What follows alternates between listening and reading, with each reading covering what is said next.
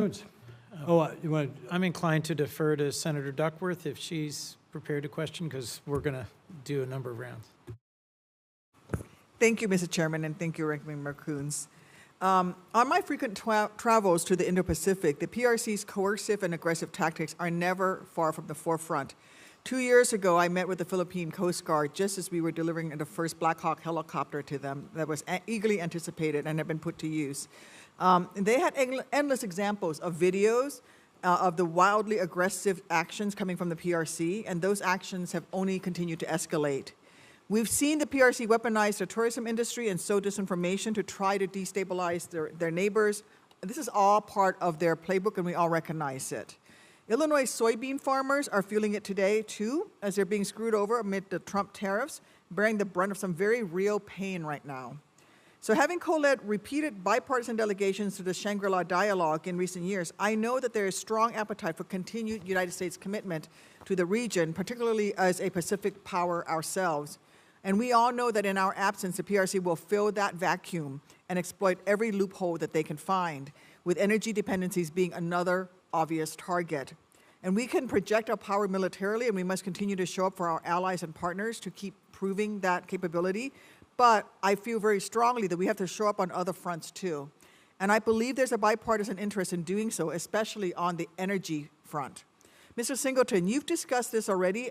How Taiwan's energy dependency is an acute and severe vulnerability.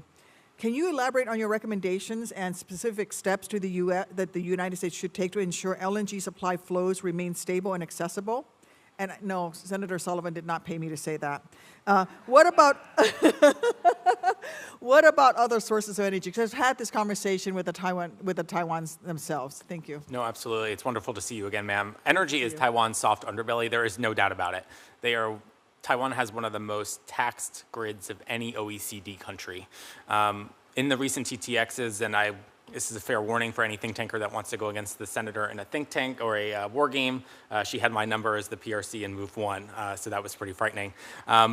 But we realized pretty quickly that the Chinese were going to leverage low-level administrative and lawfare tactics to start to require permission for LNG tankers to cross the strait. You keyed in immediately on the disinformation component with the cyber element as well, and it was designed to create societal panic, to force hard choices in Taiwan between powering households or powering industry. Mm-hmm. And it cost me as China very, very little.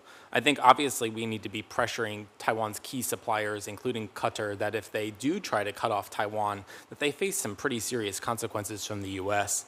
Taiwan has to do its part. They need to be thinking about restarting mothballed nuclear facilities. They need to be thinking about purchasing their own LNG tanker fleet. That's something where we can help them with. But we also can help them fast track the purchase of US LNG, which is something they would like to do, as well as invest in infrastructure projects, expanded terminals, emergency storage. That will all encourage resilience measures that I think would enjoy broad bipartisan support on Capitol Hill. Thank you. So the United States military presence is not only an essential tool for regional defense, but also a fundamental element for proactive engagement and power projection, deterring the PRC from increasingly trying out their luck. We have a number of critical alliances and partnerships in the region that we don't have to go it alone has always been one of our distinct advantages over the PRC in the Indo-Pacific. That commitment has to be a two-way street, and our allies have to trust that we will actually show up and be there when the time comes. But that trust has been shaken this year. Mr. Powell, given your expertise on gray zone tactics, what strategies should the United States adopt to facilitate a coordinated approach with our Indo-Pacific partners in addressing the PRC's territorial claims and broader regional influences?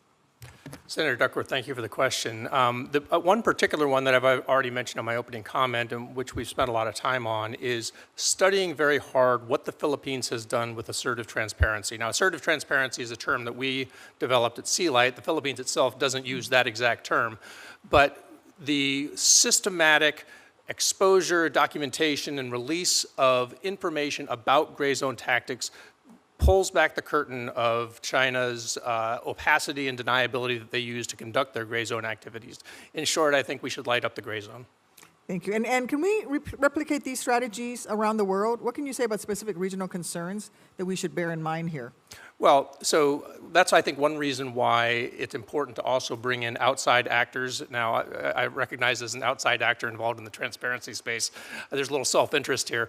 But I think one of the reasons that Sea-Light exists is because we recognize that it's actually very hard for governments to release information due to security, political, diplomatic, all kinds of different, just bureaucratic reasons.